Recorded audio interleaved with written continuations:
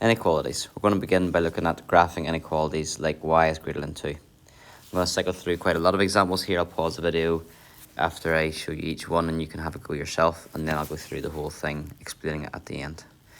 So pause the video and have a go at example 1. Then example 2.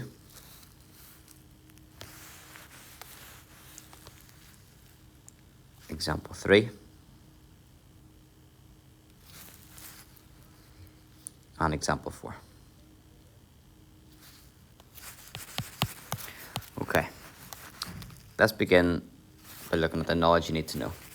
You need to know how to sketch x equals 2. So x equals 2 means that x, or the x coordinate, can only take the value 2. So here's our x-axis, and here's the x value being 2. And every coordinate on that line, the x value is 2. So that line is called x equals 2. Any graph, or the graph of the form x equals any number, is a line parallel to the y-axis, because the x value never changes when it's parallel to the y-axis or vertical. As you move up and down, the x value stays the same. It's always equal to whatever number it says. Let's see that in practice. Let's consider the following coordinates: 3, 1, 3, 4, 3, 0, 3, minus 2, and 3, minus 7. You'll notice that they are all on a straight line, vertical, and the x value was always 3. So the x coordinates are 3. All of these points lie on the line x equals 3. So x equals 5 would be all the points where the x value is 5. That will be it there. After you've got one line, you're going to have too many lines and not be able to distinguish, so make sure we label them. X equals 3 was the first one. X equals 5 is the second one. X equals 8 is the next one. So the x value has to be 8, has to cut the x-axis at 8. And the last one, x equals minus 4. The x-axis, the x value has to be minus 4. Everywhere here, the x value will be minus 4. Obviously, you will be using a ruler. Okay.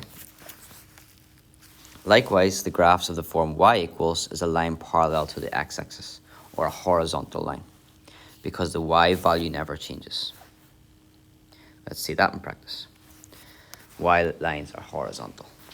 Consider the following coordinates: 8 minus 5, so along the corridor 8, down into the basement, minus 5. 6 minus 5, 3 minus 5, minus 1 minus 5, and minus 4 minus 5. You'll see they form a horizontal line. Everywhere in that horizontal line, the y value is always minus 5. So that's the line y equals minus 5. The next one, if we look at y equals 1, the y value has to always be 1. So there's 1 on the y-axis, and that will be the line y equals 1. The next one, y is 5, so cuts the y-axis at 5. Y equals minus 2 is the next one, cuts the y-axis at minus 2. And finally, y equals minus 7. We'd cut the y-axis at minus 7. Again, make sure you're using a ruler. Now let's look at inequalities. We need to know how to sketch y is greater than or equal to 2. So from before, we know that y equals 2 is vertical, is a horizontal line cutting the y-axis at 2. So y equals 2 is a horizontal line cutting the y-axis at 2. Y is greater than or equal to 2 means that y can take any value more than 2. And it also can be equal to 2 as well. So it can take any value greater than or equal to 2. So any value above 2, so 3, y could be 3, y could be 4, y could be 5, all the values up here. And what we do is we shade or discard or get rid of everything where the y values are less than 2.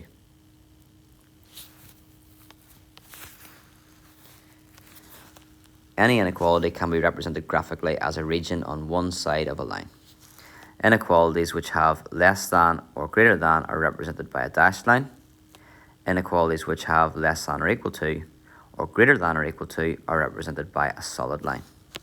So it'll be dashed if there's no equal to it, and it'll be solid if there is an equal to.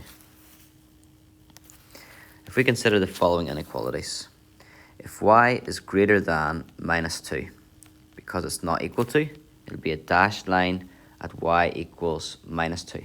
That's like called your boundary line. If y is greater than or equal to 10, we would draw a solid line, because it's equal to, at the boundary where y is equal to 10. Similarly for x, if x is less than 5, the boundary is at 5, x equals 5, but it's dashed because it's not equal to. If y is less than or equal to 0, the line is going to be at x equals 0, but it's going to be solid because it can be equal to 0. After we have drawn the straight line, or the boundary line, we shade the region that does not satisfy the inequality. So let's see that in practice. Y is greater than or equal to 8. We draw the boundary line first of all, which would be y equals 8. If we go to the y-axis and mark on 8, the line is going to be horizontal through 8. That's the line y equals 8. That line is solid because it can be equal to 8. Then think about your y values. If we go above 8, y is bigger than 8.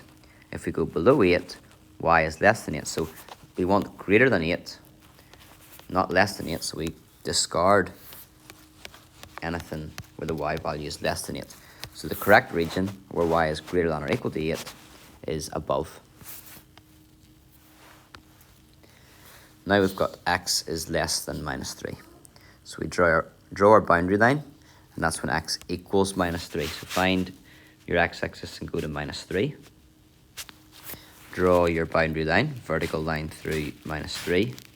You'll notice I'm just drawing a dashed line, and that's because x cannot equal minus 3. Then think about either side of your minus 3. If we go to the right, x would be minus 2, or minus 1, or 0, or 1, 2, 3, 4, 5. X is bigger than minus 3. But we want where x is less than minus 3. That's like minus 4, minus 5, minus 6. So this is the right side. We get rid of this side here. That's where x is greater than minus 3. This is the correct region, the right region. Okay, part C. Now we've got two inequalities here. If we just maybe spell it out what we've got. If we get rid of cover up, we'll just look at the first part. That's saying that minus 2 is less than y, or y is greater than minus 2. The boundary line would be at y equals minus 2. So go to your y-axis. Y equals minus 2 would be here.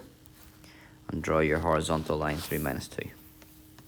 Dashed, because it's not equal to minus 2.